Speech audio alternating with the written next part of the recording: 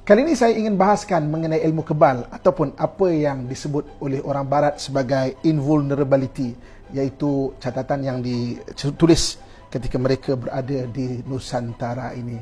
Kita kongsikan dalam Universiti Kehidupan.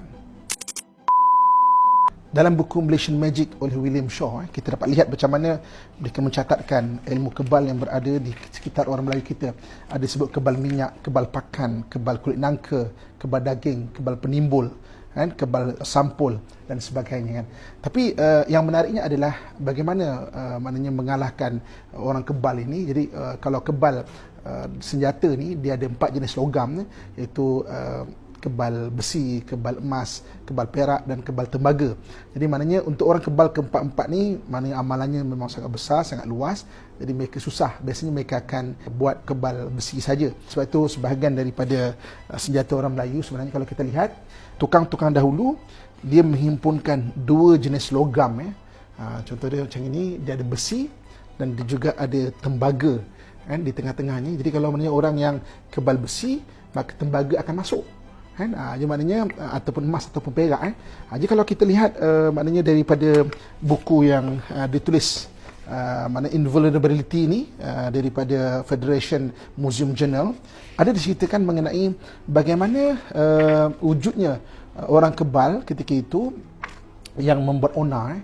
Jadi dikirimkan peluru tunang untuk mengalahkan mereka. Peluru tunang ni itu peluru daripada emas ataupun tembaga, sebab orang yang kebal tu biasanya hanya kebal besi saja. Ini adalah peluru orang kita terdahulu, sama ada istinggar ke senapang dan sebagainya.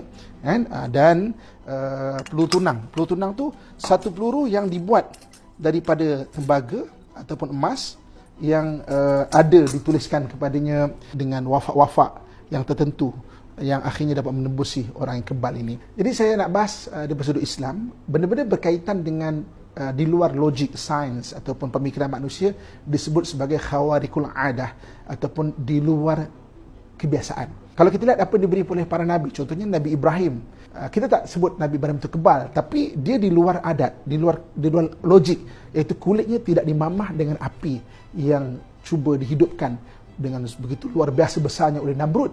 Jadi maknanya ada wujudnya kulit yang tidak dimamah dengan api yang berlaku pada para nabi. Jadi kalau anda kata berlaku kepada para wali, maknanya itu dipanggil karamah. Berlaku pada orang yang awam tapi dia taat kepada Allah, dia panggil maunah. Dan ada juga amalan-amalan yang berkaitan dengan azimat-azimat yang dipanggil istidraj. Jadi maknanya biasanya kalau istidraj ni benda yang boleh dicuba, benda yang boleh maknanya pakai itu terjadi.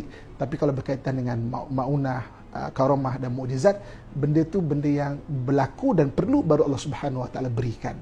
Jadi maknanya ini catatan mengenai ilmu kebal daripada orang Melayu kita dulu. Jadi apabila kita sebut mengenai ilmu kebal itu benda-benda berkaitan dengan di luar logik. Kita tidak tumpu di situ, tapi catatan yang dikagumi oleh orang barat. Wujudnya ilmu begini pada orang Islam. Jadi maknanya mengenal jati diri bangsa kita Melayu dalam Universiti Kehidupan, pengajiannya sepanjang hayat.